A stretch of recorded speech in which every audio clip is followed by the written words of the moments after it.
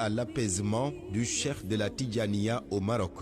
La diplomatie religieuse à la rescousse. Le Sénégal qui s'attend à des sanctions d'après-match. Comment anticiper pour ne pas subir? L'unité après la CAN, le football, la diplomatie et les enjeux régionaux au menu de remue-ménage ce dimanche. Mohamed Ali Mouba reçoit Saïfoulaye Baldé, banquier spécialiste en finances inclusives, et Souleymane Aliou Diallo, expert en migration, président de Otra Africa. Remue-ménage ce dimanche. Mohamed Ali Mouba face à ses invités de 10h à 11h sur la RFM.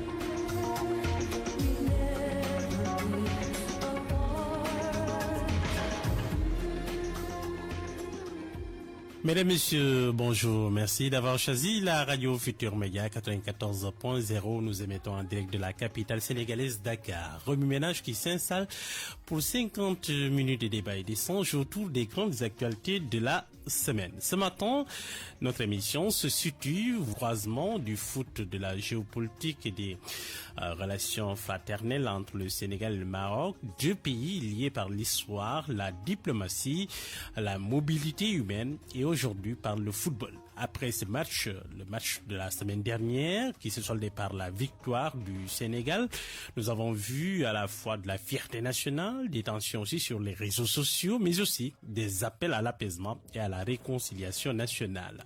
Vous avez entendu à ce sujet la voix très remarquée de Cheikh Mohamed El Bekri Ben Sidi Ahmed, une voix de la Tidjaniya au Maroc qui appelle à l'apaisement des cœurs.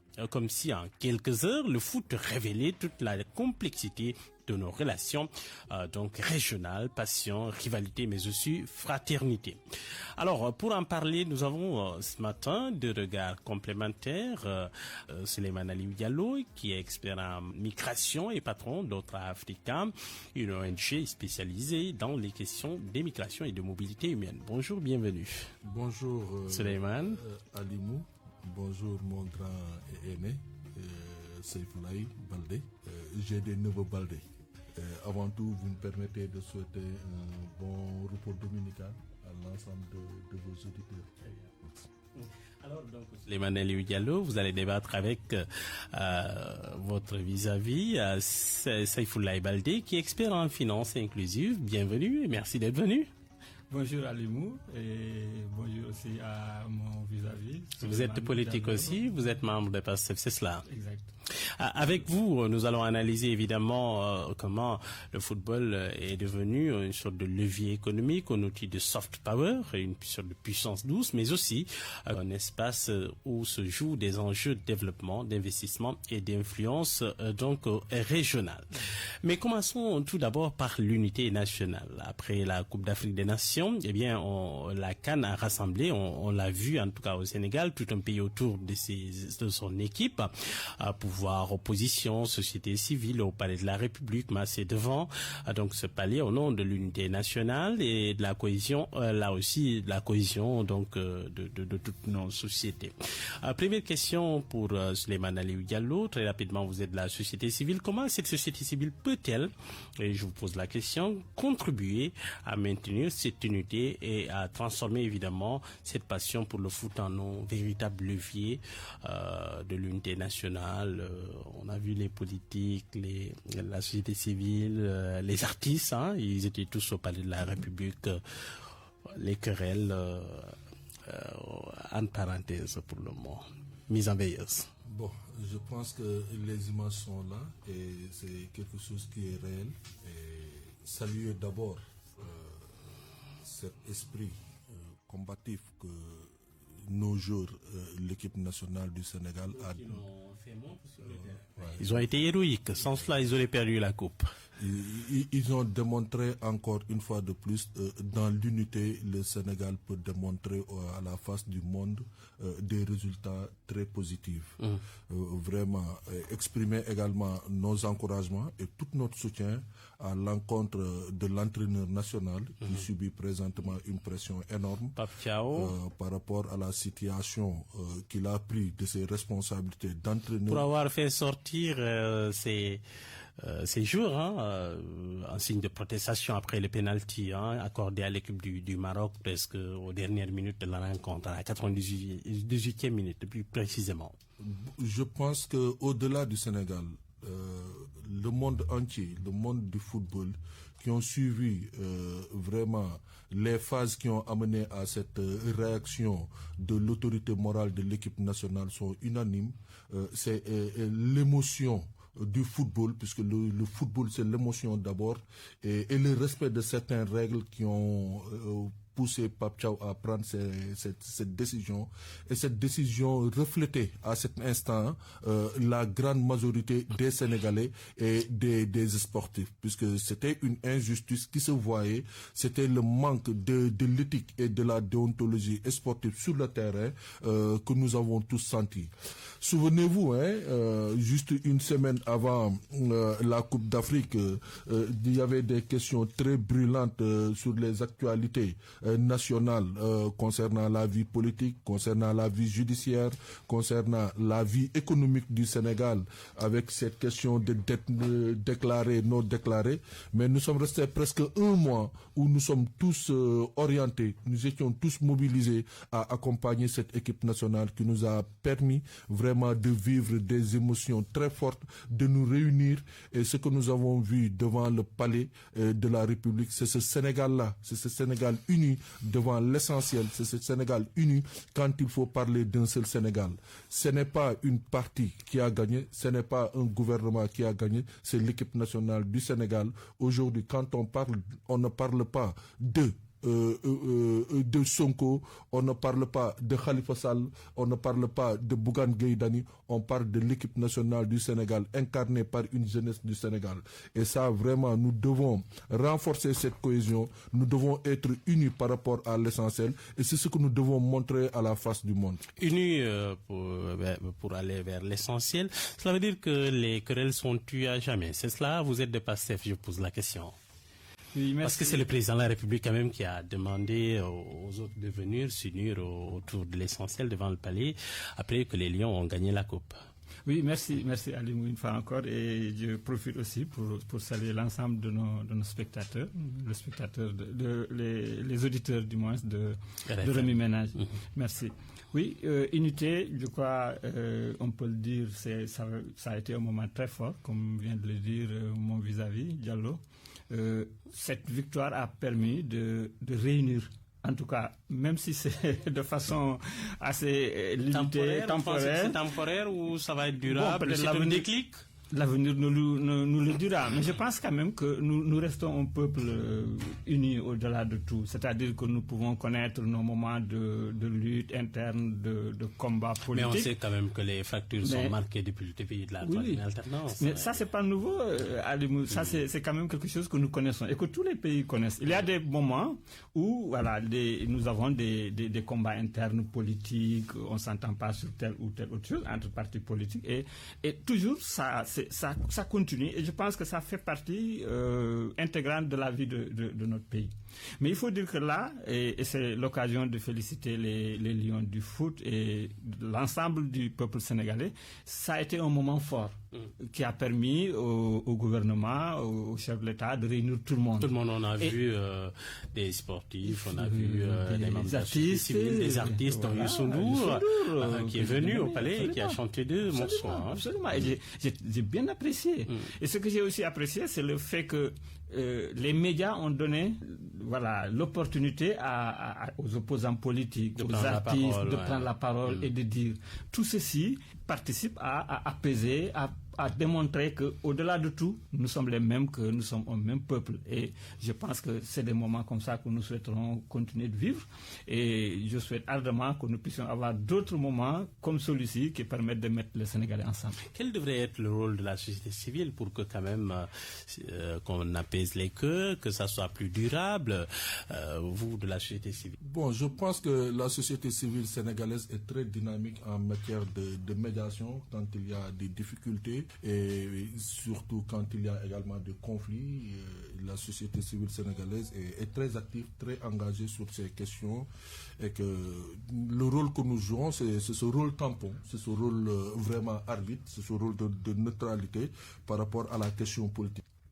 L'État, le Sénégal a besoin de sa société civile, puisque si c'est un gouvernement, si c'est l'État qui s'immisce par rapport à ces dossiers, ça peut alourdir, ça peut même créer d'autres incidents. Et là, il revient aujourd'hui à la population sénégalaise, il revient à la société civile de se mobiliser, de s'exprimer et de mettre la pression, et quitte même à faire une lobbying internationale pour que ça reste dans un cadre purement sportif. Très bien. Et au-delà de là également, il y a une autre facette de la société civile, c'est-à-dire c'est cette diplomatie que la société civile a à l'extérieur pour porter aujourd'hui cette contestation sénégalaise, puisque de fait, un peu partout dans le monde, c'est la société civile qui est au premier rang de certaines contestations populaires. Et là, c'est à cela que nous appelons aujourd'hui la société civile sénégalaise de tous les bords, hein, que ce soit pas seulement les politiques, que ce soit pas seulement les judiciaires, mais l'ensemble de la société civile dans toutes les facettes, c'est de se mobiliser et de faire bloc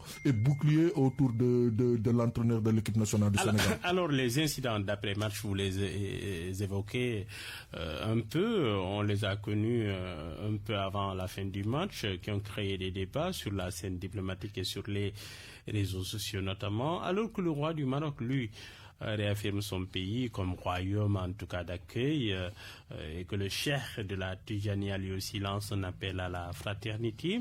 Le Sénégal se prépare à d'éventuelles sanctions de la CAF.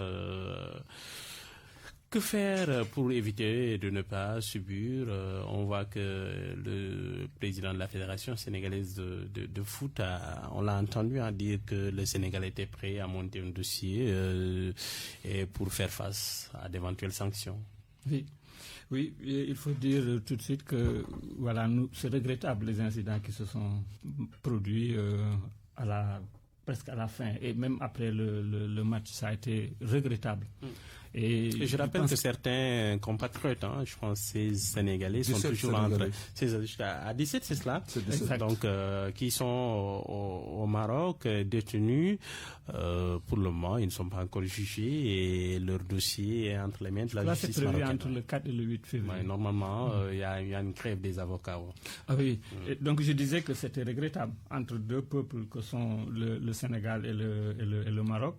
Heureusement que ça a été très vite circonscrit par plusieurs voies bien autorisées. Et je crois que le Sénégal, dans un premier temps, tout de suite a réaffirmé, en tout cas, le fait que nous sommes deux peuples, que le football ne devrait pas pouvoir venir à bout. Nous avons des liens séculaires qui remontent de très longtemps avec la Tidjania que nous avons en commun. Oui. Voilà, et au-delà de ça, nous avons également des associations d'amitié entre les deux peuples.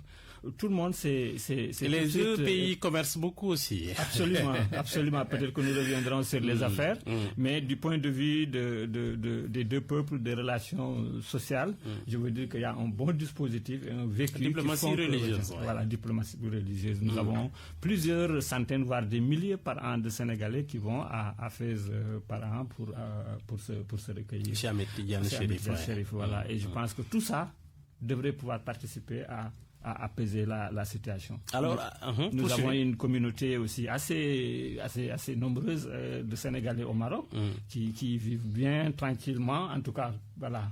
Ils sont autour de 198 voire 200 000 Sénégalais qui sont établis là-bas. C'est pas rien. C'est pas rien. C'est une grande communauté. Les chiffres disent que c'est une des plus grandes communautés au Maroc pour l'Afrique de l'Ouest, en tout cas l'Afrique subsaharienne. Nous avons également autour de 10-15 000 Marocains qui vivent au Sénégal depuis très longtemps. Je pense que tout ceci devrait pouvoir permettre de calmer.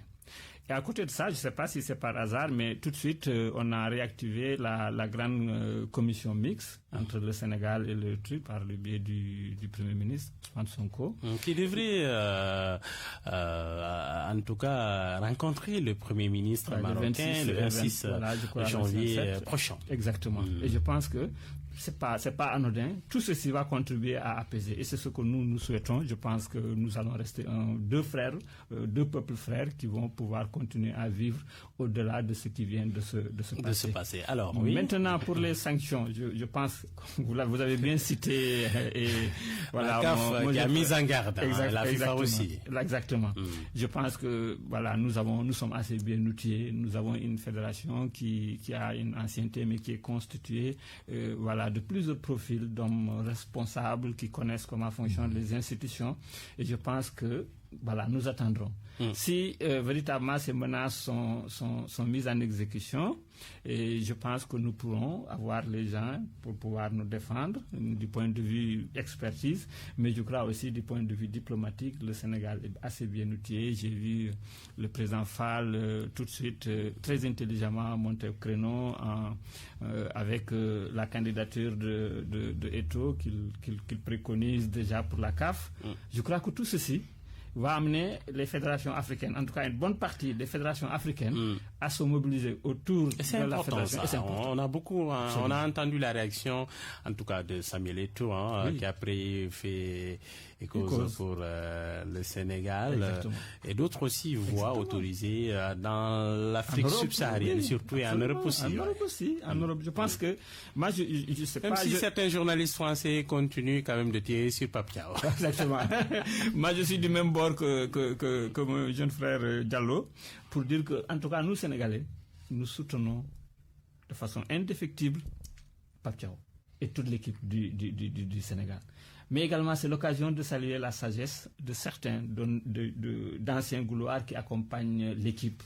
Voilà, qui ont permis. C'est la Diouf, Mamadou Niang qui était là, Aliou Cissé qui était tous là, Lamine Diatta, tous ces gens-là, la génération 2002 principalement. Tous ces gens-là, Claude Leroy.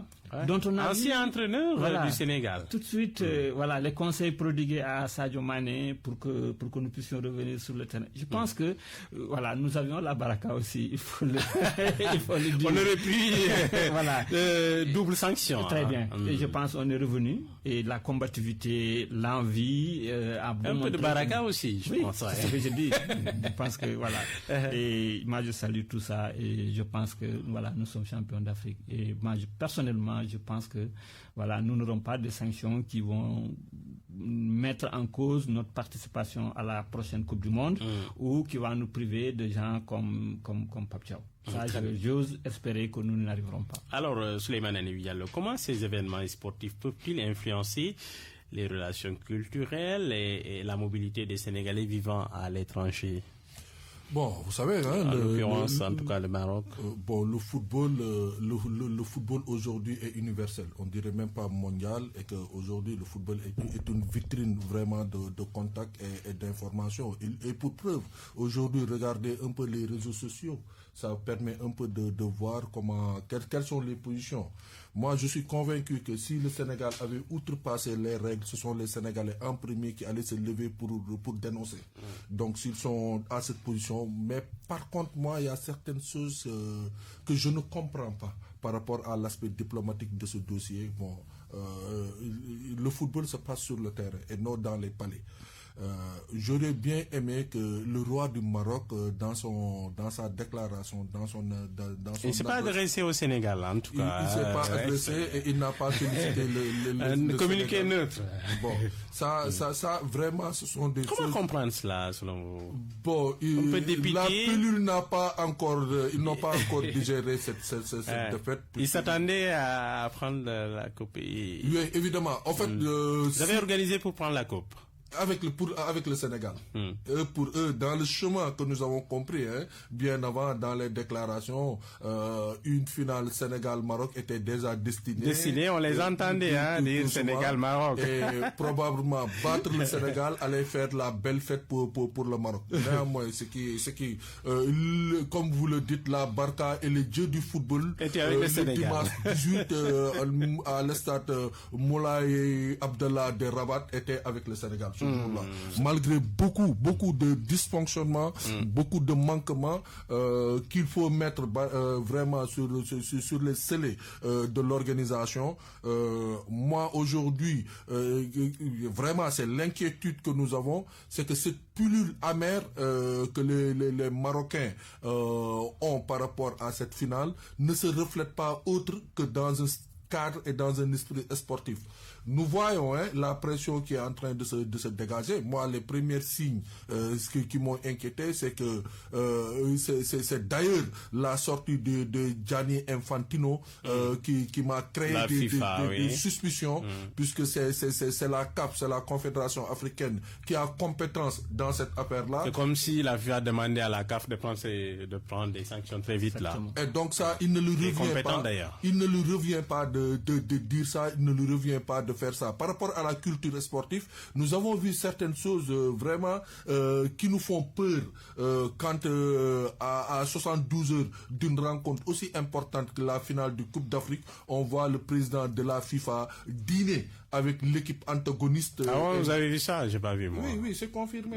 Ça, c'est confirmé. Dîner avec l'équipe antagoniste, manquer une visite de courtoisie à l'autre équipe, le dysfonctionnement par rapport au déplacement de l'équipe sénégalaise.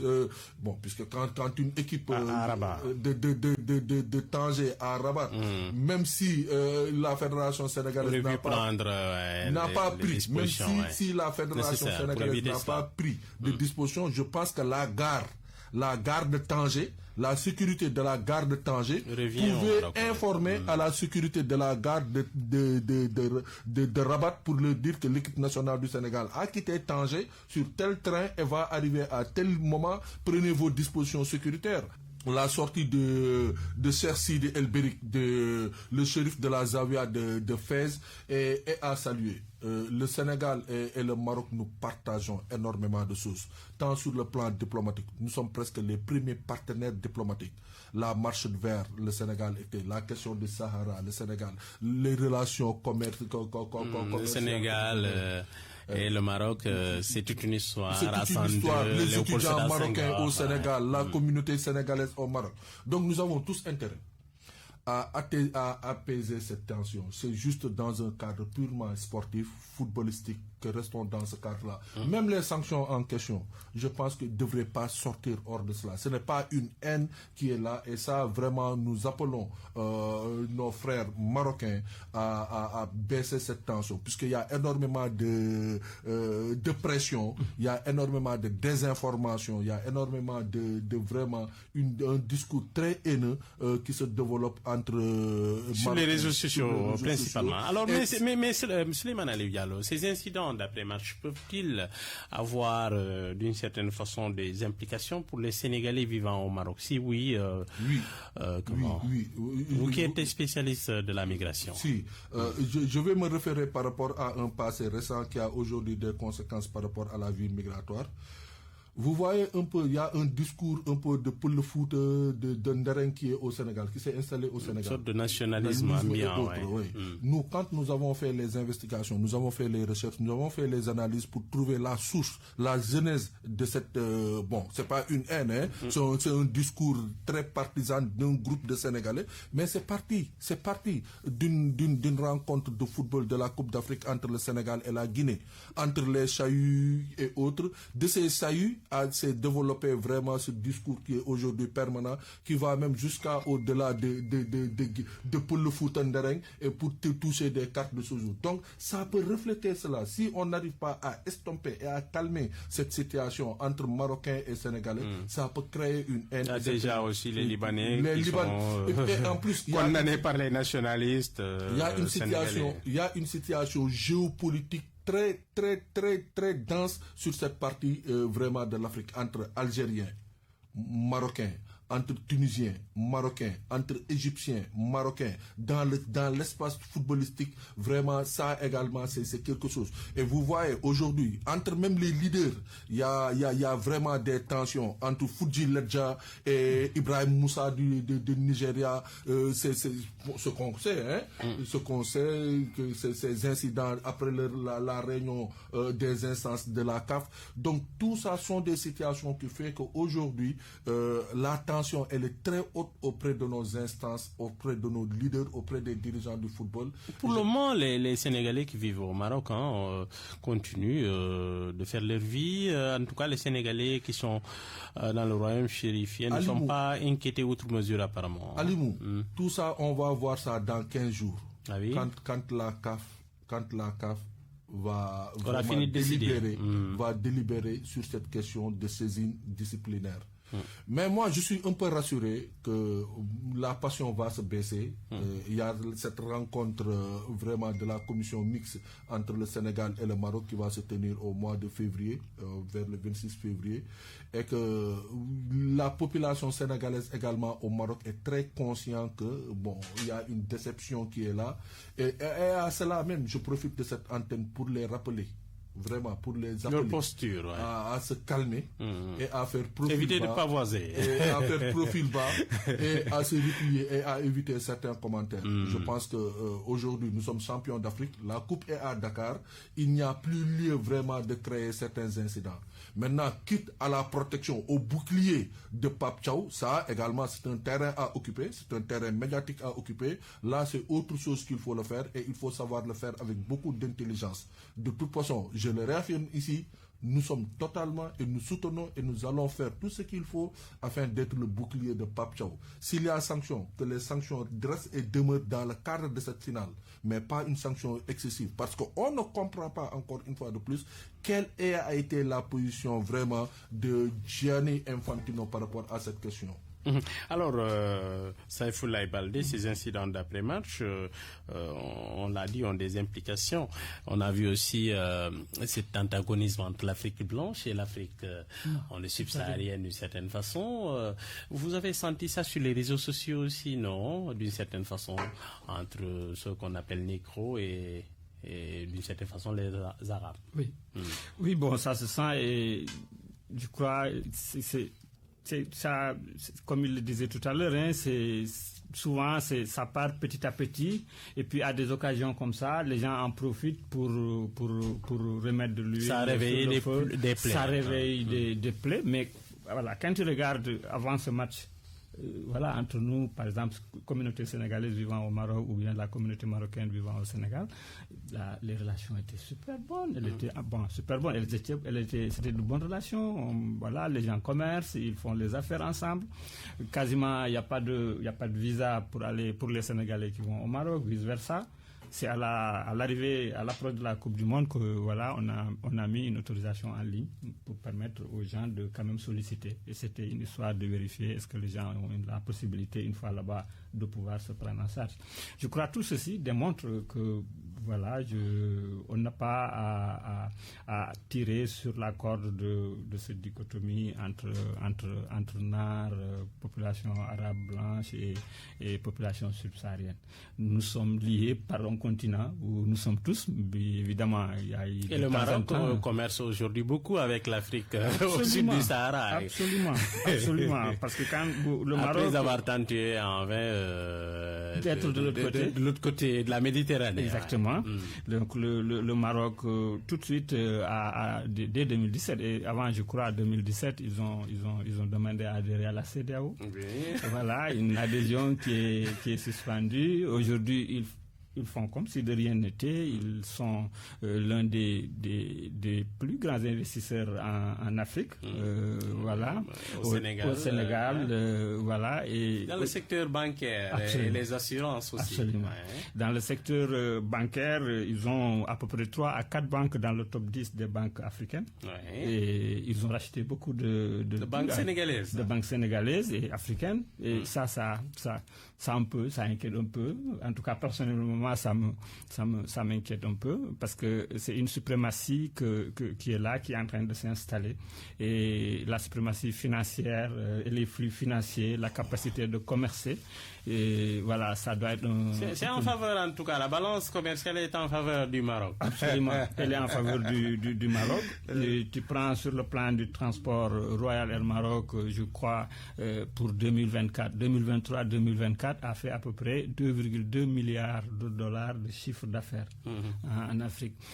Sa suprématie est telle que le développement des compagnies locales africaines peine à voir le jour.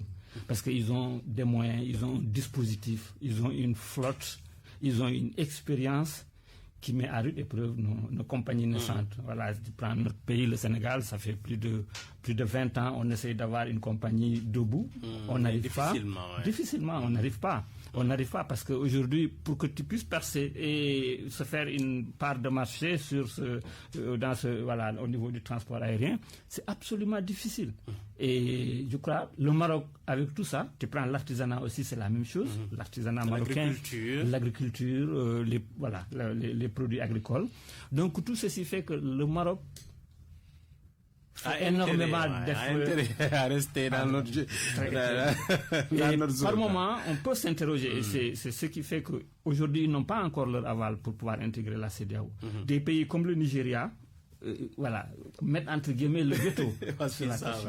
Et moi, à titre individuel également, moi, je souhaiterais quand même que cette situation d'observation puisse encore durer pour pouvoir donner à nos artisans, parce que l'enjeu est là, et à nos agriculteurs, la capacité de pouvoir véritablement concurrencer le Maroc. Mais aussi, il faut reconnaître que sa position géographique est très favorable, puisque le Maroc est la porte d'entrée de l'Afrique, c'est la pointe la plus excentrée de la porte d'entrée de l'Europe vers l'Afrique.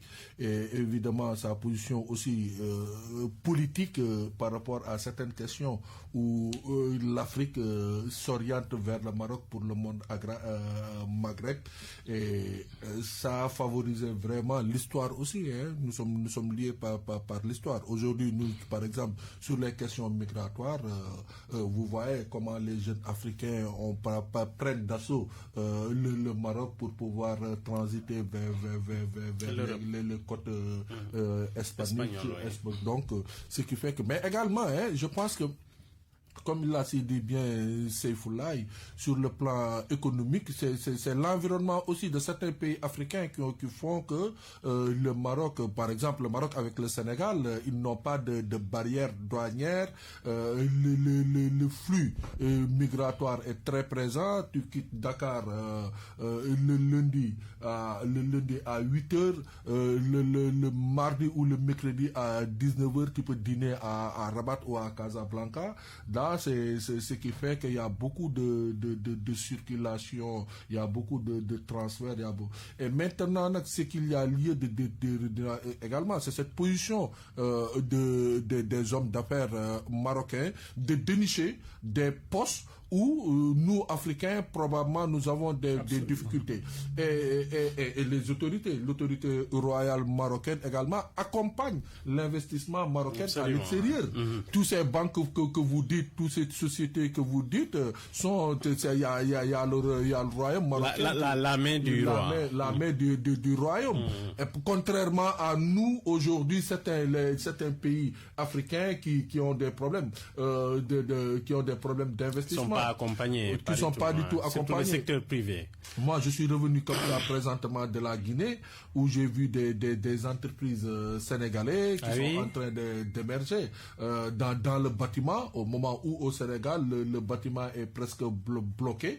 Mais quand j'échange un peu avec ces hommes d'affaires, ces entrepreneurs sénégalais qui sont en Guinée, qui investissent actuellement en Guinée, c'est l'environnement douanier, c'est le code des investissements qui ne le permet pas vraiment de s'aventurer, de progresser avec audace. Avec audace, je pourrais dire. L'envie est là, les potentiels sont là, la mobilisation économique est là, mais il y a cette barrière monétaire entre le Sénégal et la Guinée, et c'est de même par rapport à certaines instabilités également qu'on peut noter dans certains pays de la sous-région.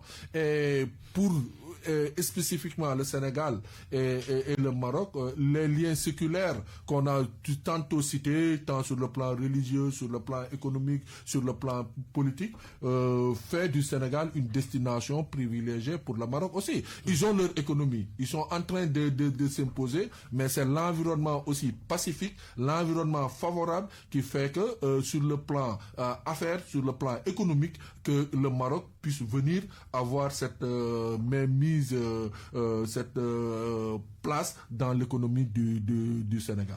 Alors, Souleymane Aliou Diallo, on sait que le Maroc tenait vraiment à cette Coupe d'Afrique des Nations. Après, évidemment... Comme le Sénégal aussi. Comme le Sénégal, évidemment. Hein, mais on a vu que le Maroc a préparé durant des années cette Coupe, a créé des stades, a construit beaucoup de stades avant un peu cette compétition. 50 ans d'attente.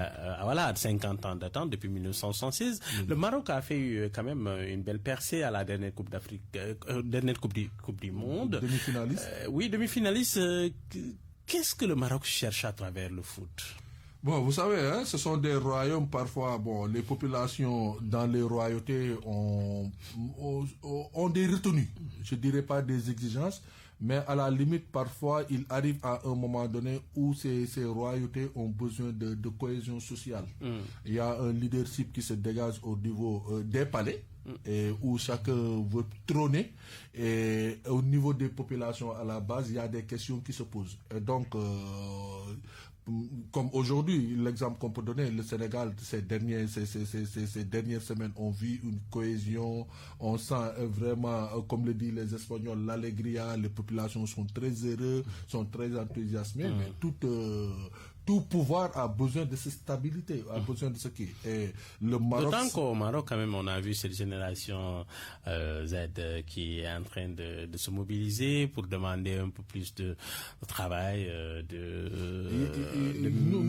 mieux-être. Nous qui connaissons bien le Maroc, il y a 2 à 3 pays maghrébins qui traversent des moments très difficiles. Difficile économiquement. Le Maroc, l'Algérie, la Tunisie, la Libye. Ça, c'était il y a de cela 10 ans qu'il y avait une stabilité économique et monétaire qui se sentait. Mais là, on sent une crise sociale très profonde par rapport à cela. Moi, quand certains me disent que le Maroc a réussi la Coupe d'Afrique, je leur dis, mais attention, a réussi à quel moment? C'est pas les infrastructures seulement qui font une Coupe d'Afrique. Il y en a d'autres choses qui accompagnent. Et pour preuve, dès qu'ils ont raté la finale, on a senti vraiment une fissure. Une grosse déception. Une fissure par rapport à la population marocaine. Cette déception très lourde est liée par rapport à les conjonctures que le Maroc est en train de traverser. Et c'est cette dette vraiment engagée pour l'organisation de cette Coupe d'Afrique. La récompense ultime, c'était d'avoir cette coupe, de retrouver aujourd'hui, déstabiliser la cohésion sociale. Et malheureusement, probablement, le Sénégal a gâché la fête, le Sénégal a gâché la planification, mais c'est ça le foot. Le football, il y a ces réalités. Le dieu du football était ce jour-là. On ne peut pas planifier une Coupe d'Afrique pour un pays. Probablement, il est arrivé à un moment donné que cette planification... On organise pour gagner. On organise pour gagner. Mais heureusement que cette fois-ci, et je pense que les Africains, je ne parle pas comme Sénégalais, je consulte, j'échange avec beaucoup de pays africains. Cette tendance, on organise pour gagner, devait être vraiment stoppée, et ce qu'a fait le Sénégal, et ce qui fait que beaucoup de pays sont avec le Sénégal dans cette dynamique pour dire que le football se passe sur le terrain et non. Vous voyez, allons plus loin, retenons les analyses. Moi, quand j'ai entendu l'entraîneur du Maroc faire cette déclaration à la veille de la finale pour dire que le stade Moulay Abdellah n'est pas le stade des martyrs du Congo. Je me suis dit, mais attends, jusqu'où ils vont aller? Que le Sénégal sera chahuté, qu'ils vont crier, ils vont déstabiliser le Sénégal psychologiquement. Je me suis dit qu'il y a un problème. Alors, Seyfoulaye Baldé, on sait que le Sénégal gagne depuis quelques années, plusieurs coupes. après, en tout cas, la Coupe d'Afrique des Nations 2022. Petites catégories aussi ont été... on a vu les petites catégories qui ont été, elles aussi, primées. Alors, dites-moi, comment le Sénégal devrait-il profiter de ce soft power, selon vous? Oui, je pense que nous en profitons déjà. Je pense que nous profitons déjà. Je voudrais dire juste dans la même lancée que mon jeune frère Diallo, que le football en tant que tel, le sport en tant que tel est un instrument diplomatique très puissant. Et c'est pour répondre à votre question sur qu'est-ce que cherche le Maroc. Et il a très bien répondu en disant, aujourd'hui tu prends entre le moment où nous sommes allés en finale et la finale, tu prends tous les médias au monde, le nombre de fois que le nom du Sénégal a été évoqué est énorme. Rares des occasions peuvent donner à un pays cette visibilité. Tout le monde connaît. Et je pense que le Maroc, comme il l'a dit, a misé sur ça, en faisant des infrastructures, en organisant une Coupe d'Afrique XXL. Du point de vue infrastructure, on sait qu'ils ont réussi. Ils ont mis beaucoup de moyens. L'ensemble des caméras du monde étaient braquées sur le royaume. Et il y avait en tout cas, même si c'est de façade, et j'ose espérer que ce n'est pas le cas, il y avait cette cohésion. Tout le monde parlait la même langue, tout le monde était content. Donc ça, il faut le rechercher et c'est le sport qui peut le donner. Et tous les investissements qu'on peut faire dans ce sens, pour avoir la cohésion, pour avoir la tranquillité, pour avoir un peuple joyeux, je pense que c'est quelque chose... Et comment justement attirer les investisseurs à la faveur de cette embellie-là? Oui, et je crois... Nous en avons besoin, nous sommes dans une situation économique difficile.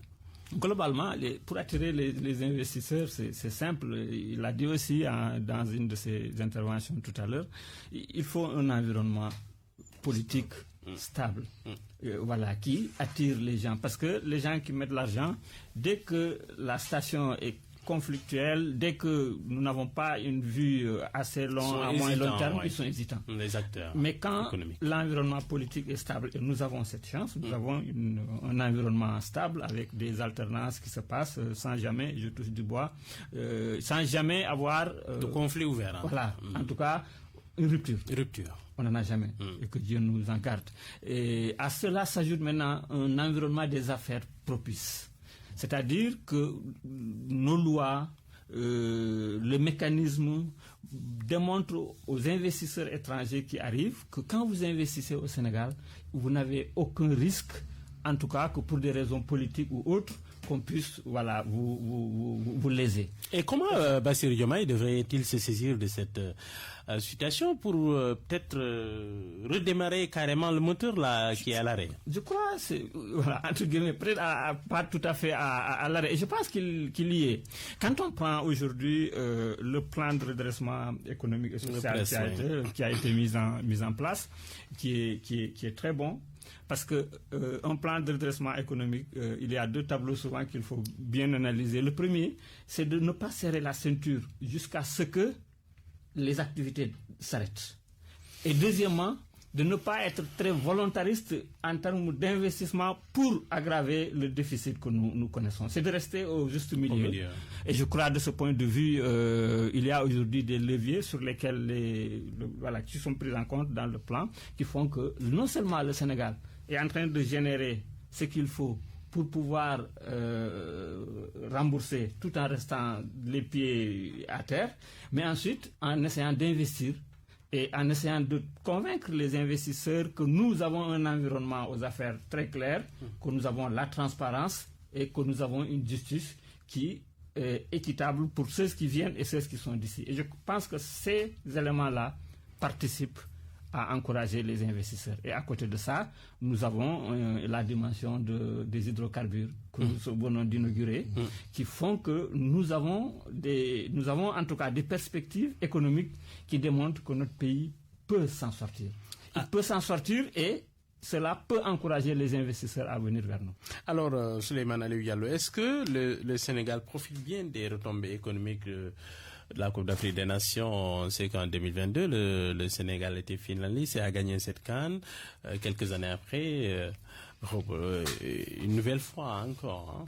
Bon, je pense que nous devions tirer vraiment de l'expérience des précédentes Coupes d'Afrique, surtout sur le plan économique et surtout de ce que nous avons reçu de cette manne de la Coupe d'Afrique et ne pas vraiment le partager en termes de gains et en termes de qui. C'est-à-dire cet argent devrait servir à investir dans les infrastructures et surtout si le Sénégal, surtout si le Sénégal prétend à organiser une Coupe d'Afrique, puisque depuis 1992, nous sommes dans cette perspective. Et ce que nous avons vu avec le Maroc fait qu'aujourd'hui c'est le haut de gamme, hein. Vraiment c'est le haut les niveau. Infrastructures de qualité. De qualité. Donc l'organisation des Jeux de 2026 peuvent nous donner un peu une orientation par rapport aux infrastructures. Et les infrastructures sportives également, ça demande un très grand investissement.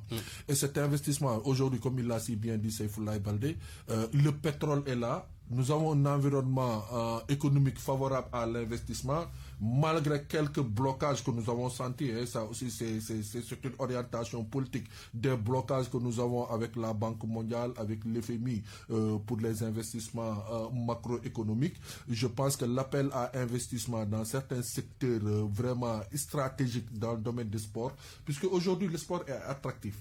Le sport est attractif à plus haut niveau, que ce soit sur le plan humain, le capital humain, que ce soit sur le plan infrastructure, nous en avons besoin et c'est rentable aussi.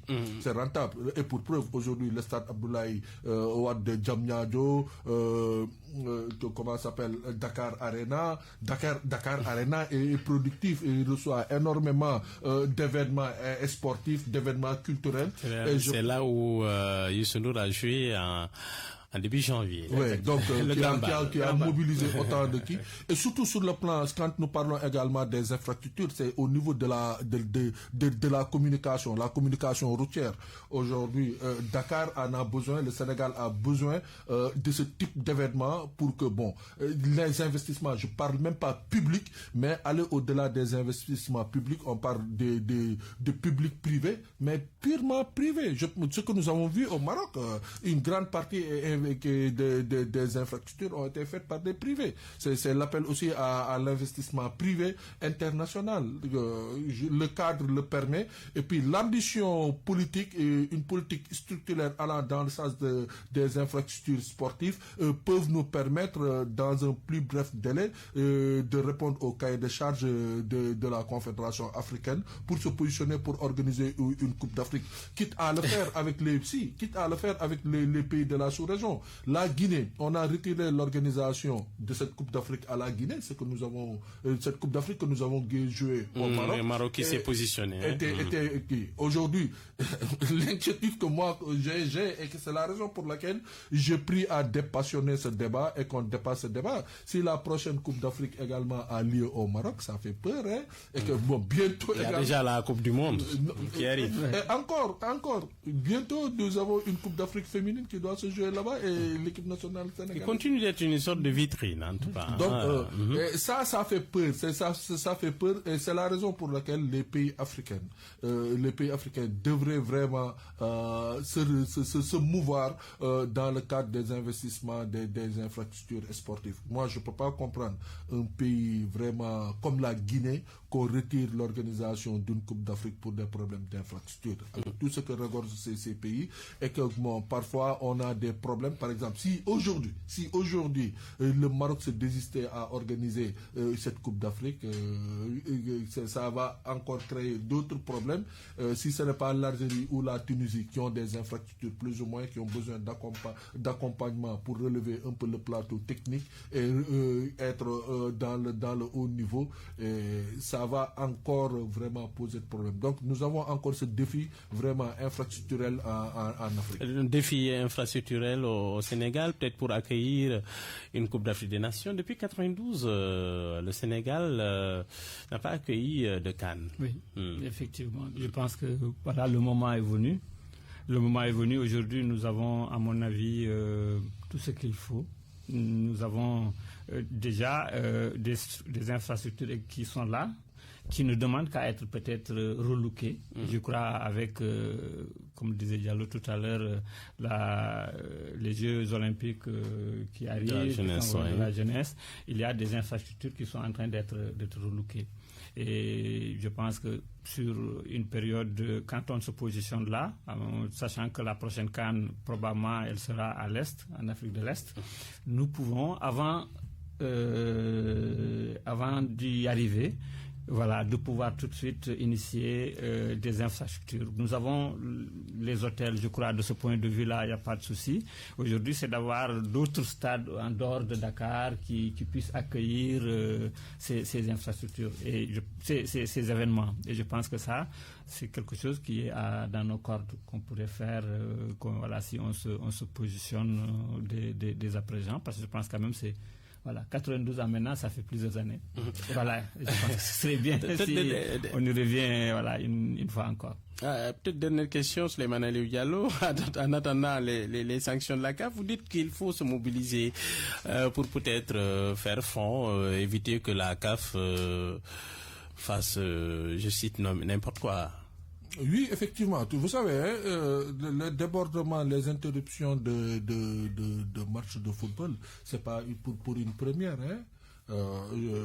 Au mois de juillet 2024, précisément 24 de juillet 2024, le match Argentine-Maroc, qui était soldé par 2 buts à 1, et que l'Argentine avait égalisé presque à la fin du match, et le Maroc avait contesté. Ils avaient dû interrompre ce match pendant 2 heures de temps, et le Maroc n'a pas été sanctionné par rapport à cela. On a vu également le Brésil et l'Argentine que pour une visite sanitaire, Messi avait demandé à son équipe de sortir si ça reste dans le cadre purement sportif, on peut accepter des sanctions, mais à la limite de ce qui se passe. Mais ce qui nous fait peur, et c'est la raison pour laquelle nous demandons à faire bouclier. Nous avons comme adversaire la France lors de la prochaine Coupe du Monde, à l'ouverture de la Coupe du Monde. Également, nous voyons vraiment cette réaction discourtoise qui manque de fair play de certains leaders et dirigeants du football marocain, et que nous savons qu'ils sont très puissants. Et également, l'autre facteur, c'est-à-dire le non-respect des chartes et des règlements des instances du football. Tout ça, tous ces ingrédients font que nous devons être alertés et très observateurs. Bouclier avec qui? Former des boucliers avec qui? Autour de l'entraîneur national. C'est la société civile qui doit s'organiser, les sportifs, peut-être voir d'autres fédérations du continent, c'est ça? Effectivement, vous savez, le gouvernement ne peut pas s'immiscer directement sur certaines questions de football. La fédération qui devrait l'engager? La fédération au premier plan. Ouais, la fédération accompagnée, le ministère des Sports saisit la fédération, et que nous, population, la société civile aussi, c'est une question de pressing, de pression et de lobby. Aujourd'hui, moi, je suis un peu ahuri de la position et du comportement de Gianni Infantino. Je me rappelle, quand il était venu ici, à l'hôtel de la Place, quand il faisait campagne pour être président de la FIFA, ce qu'il disait du Sénégal, comment il voulait accompagner le football africain, et aujourd'hui, sa position par rapport à ce qui s'est passé, moi, je suis très déçu par ce monsieur. Je sais que, par émotion, par passion, c'est évident qu'il peut prendre parti pour une des équipes, mais le prendre avec autant de ce discours très très radical pour dire que cette équipe... Qui est donc mobilisé au niveau africain? Qui? D'abord, je pense qu'il est important aujourd'hui que le Sénégal se mobilise autour de son entraîneur. Sur le plan administratif, sur le plan juridique, sur le plan population, que l'entraîneur, que les autres, pas l'entraîneur, que l'extérieur centre que nous sommes avec notre entraîneur. Donc c'est à la société civile de monter au créneau et de prendre vraiment cet instrument qui est les réseaux sociaux et de monter. L'autre partie maintenant, c'est à la diplomatie sportive et à nos juristes vraiment de faire en sorte que ces gens comprennent que nous n'allons pas... Le lobbying doit se faire avec quel pays?